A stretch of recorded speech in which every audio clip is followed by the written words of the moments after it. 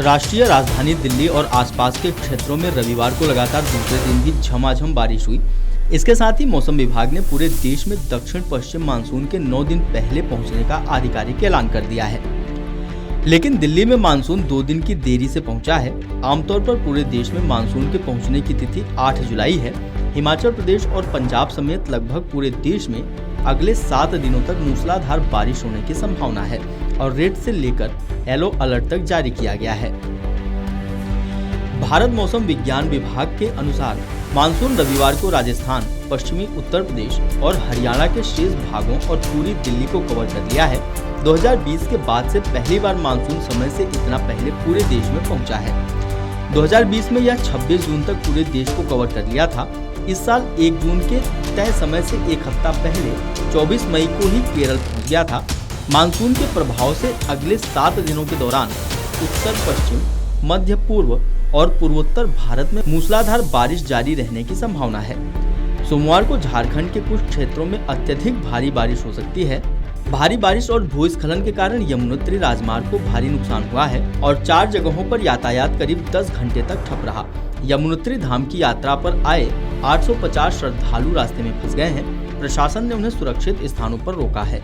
मौसम के सुधरने और राजमार्ग पर यातायात बहाल होने के बाद इन लोगों को आगे भेजा जाएगा।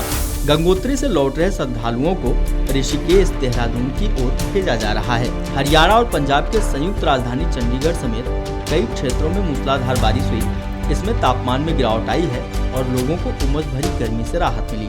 अभी 3 से 4 दिन दोनों ही राज्यों में भारी बारिश जारी रहने का अनुमान है। रविवार को सुबह 8:30 बजे तक चंडीगढ़ में 119.5 मिलीमीटर वर्षा रिकॉर्ड की गई। हरियाणा में रोहतक, गुरुग्राम, कैथल और नूंह के साथ पंचकुला में भारी बारिश हुई और कुल 91 मिलीमीटर वर्षा दर्ज की गई। दोनों राज्यों में ज्यादातर क्षेत्रों में 1 जुलाई तक भारी बारिश होने की संभावना है। आईएमडी ने झारखंड में 2 जुलाई की सुबह तक भारी बारिश होने की संभावना जताई है। सोमवार के लिए रेड अलर्ट जारी किया गया है।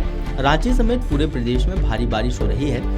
पूर्वी सिंहभूम जिले के कोवाली थाना क्षेत्र में शनिवार को भारी बारिश के कारण प्राइवेट लवकुश आवासीय स्कूल जलमग्न हो गया और 162 छात्र फंस गए। स्कूल परिसर, कक्षाओं और छात्रावास में पानी भर जाने से छात्रों को छत पर रात बितानी पड़ी। पुलिस अधीक्षक ऋषभ गर्ग ने रविवार सुबह करीब 5:30 बजे सूचना मिलने पर पुलिस अधिकारी और दमकल की टीमें मौके पर पहुंची और ग्रामीणों की मदद से सभी छात्रों को एक-एक करके निकाला गया। असम के दक्षिणी हिस्से को त्रिपुरा, मणिपुर और मिजोरम से जोड़ने वाले लांडिंग बदरपुर रेलखंड पर रेल सेवा आंशिक रूप से बहाल हो गई है। जगह जगह रेल पटरी पर भूस्खलन होने से 6 दिन से इस खंड पर सेवा ठप थी। अधिकारियों ने बताया कि अभी भी सीमित ट्रेनों के संचालन को मंजूरी दी गई है। भारी बारिश के चलते असम के कई सड़कों मार्गों पर भी यातायात बाधित हुआ है। आईएमडी ने बताया कि मौसम के लिए इस साल परिस्थितियां अनुकूल बनी हुई हैं। लद्दाख और उससे सटे हुए हिमाचल प्रदेश के कुछ इलाकों, पूर्वोत्तर और बिहार, झारखंड, पश्चिम बंगाल और ओडिशा के कुछ क्षेत्रों को छोड़कर इस वर्ष पूरे देश में सामान्य से अधिक वर्षा होने की उम्मीद है। पंजाब, हरियाणा, केरल और तमिलनाडु के कुछ अलग अलग क्षेत्रों में सामान्य से कम वर्षा हो सकती है। देश का ज्यादातर कृषि क्षेत्र मानसूनी बारिश पर आधारित है और 42% आबादी की आजीविका भी इसी पर निर्भर है। Video desk amarujala.com।